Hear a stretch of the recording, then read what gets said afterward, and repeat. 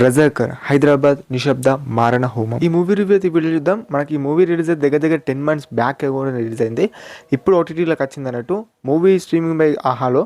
So ఓకేనా, ఇదన్నట్టు movie plot ఎలా ఉంటుంది భయ్యా అని అంటే, నేమ్లోనే ఉంది, మీకు అర్థమైపోయి ఉంటుంది మూవీ ఎలా ఉంటుంది ఏందనేది. అంటే కొంతమంది రజాకారులు కొన్ని ఊళ్ళని ఆక్రమించుకోవడము, అక్కడ ఉండే మనుషులను ఇబ్బంది పెట్టడము, ఇది కూడా 90sలో జరిగే సీన్స్. మత మార్పిడి చేయడము, ఆడవాళ్ళని క్రూరంగా చేయడము, మగవాళ్ళని చంపడము. సో ఇదంతా మీరు ఫిలిం చూస్తే మీకు అర్థమవుతుంది. ఇంకెక్కువ నేను ఏది కూడా సాగదీయదలుచుకోలేను, మీకు అర్థమైపోయి ఉంటుంది పాయింట్ ఎలా ఉంటుంది సినిమా అనేది. వచ్చు అంటే ఒక్కొక్క క్యారెక్టర్ ఒక్కొక్క వేరియేషన్లో అయితే ఉంటుంది. అంటే ఆ రజాకారులకు తిరగబడడం అనేది కారణము. సో ఓకే, నార్మల్ పీపుల్స్ని పెడితే ఓకే అనిపిస్తుంది. ఆ నార్మల్ పీపుల్స్ లోనే అంటే ఒక్కొక్క విలేజ్ లో ఒక్కొక్క క్యారెక్టర్ అయితే ఈ ఫిలిం లో అయితే పెట్టారని చెప్పుకోవచ్చు. లైక్ అనసూయ క్యారెక్టర్ గారి కానియచ్చు, లేకపోతే ఇలా చెప్పుకుంటే పోతే చాలా క్యారెక్టర్స్ ఉన్నాయి. అంటే మన బాబీ సింహ గారు కానియచ్చు, లేకపోతే జాన్ విజయ్ గారు కానియచ్చు, విజయ్ గారు, ప్రేమ గారు. సో ఇలా చెప్పుకుంటూ పోతే చాలా మంది క్యారెక్టర్స్ ఉన్నాయి.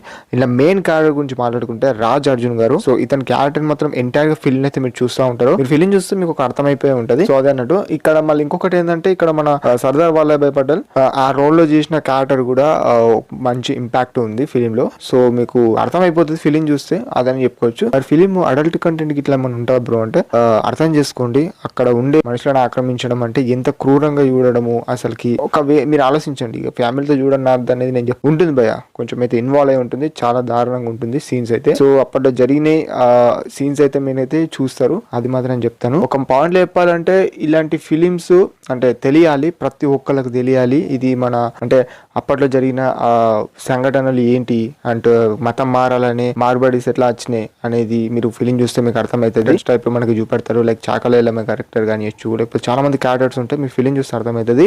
అండ్ మూవీలో నచ్చిన మన సాంగ్స్ ఉన్నాయి భయ అంటే, బతుకమ్మ సాంగ్ ఉంటుంది, మన అనసూయ గారు మీకు తెలిసే ఉంటుంది, ట్రైలర్లోనో సాంగ్లోనో అప్పుడు వచ్చింది. సో ఆ సాంగ్ కొంచెం బాగుంటుంది. కానీ ఆ తర్వాత సాంగ్ అయిపోయిన తర్వాత వచ్చే సీన్స్ కూడా కొంచెం దారుణంగానే ఉంటాయి, అది మాత్రం కూడా చెప్పుకోవచ్చు. ఫిలిం చూస్తే మీకు అర్థమవుతుంది కొంచెము ఏంటిది నేను చెప్పాలనుకుంటున్న పాయింట్ అనేది. మూవీలో బ్యాక్గ్రౌండ్ మ్యూజిక్ గురించి చూసుకుంటే బీజం ఒకేషన్ అనిపించింది, పర్వాలేదు. కాకపోతే మూవీలో ఇంకొకటి ఏంటంటే ప్లస్ పాయింట్, ఆ స్క్రీన్ ప్లే వైజ్గా చూసుకుంటే మరీ అంత డల్ అయితే లేదు. ఆ గ్రాఫిక్స్ పరంగా, స్క్రీన్ ప్లే వైజ్గా కొంచెం ఆ సెటప్ అదంతా ఓకే అనిపిస్తుంది భయ. సో అంతకుమించి నేను ఎక్కువ డెప్త్ కూడా చెప్పదలుచుకున్నాను ఫిలిం గురించి. ఈ క్లైమాక్స్ పోర్షన్ బాగుంటుంది భయ. అంటే ఈ రజాకార్లు అనేటోళ్ళని ఎలా తరలించము ఇక్కడ నుంచి హైదరాబాద్ ప్రాంతం నుంచి అనేది మీరు ఓవరాల్ గా డెప్త్ గా అయితే ఫిలింలో అయితే ఉంటుంది. అవన్నీ సీన్స్ తెలుస్తాం 90s లో జరిగే సీన్స్ కాబట్టి. సో కొంచెం బాగుంది. అండ్ ఇంకా ఇలా కూడా మీకు బోర్ కలిగించే సీన్స్ ఉంటాయా బ్రో అంటే చెప్తాను. లైక్ ఒకటే విలేజ్ లో అని కాకుండా డిఫరెంట్ విలేజెస్ లో సీన్స్ అయితే చూపెడతా ఉంటారు. అక్కడ మీకు ఏమైనా బోర్ వస్తుందా భయ్యా అని అంటే, అక్కడ క్యారెక్టర్ డిఫరెంట్ గా చేంజ్ అవుతూ ఉంటారు కాబట్టి అంత రాదు. మోస్ట్ ఆఫ్ ది పార్ట్ అయితే చంపుకోవడము అలా ఉంటది, మీరు చూస్తుంది. ఆ హింస ఎలా పెడతారు అనేది మీరు చూస్తూ ఉంటారు. ఇలా అయితే ఉంటుంది భయ ఫిలిం గురించి మాట్లాడుకుంటే, రజాకర్ అనే ఫిలిం గురించి మాట్లాడుకుంటే. అండ్ ఇదన్నట్టు వీడియో నచ్చితే సపోర్ట్ చేయండి.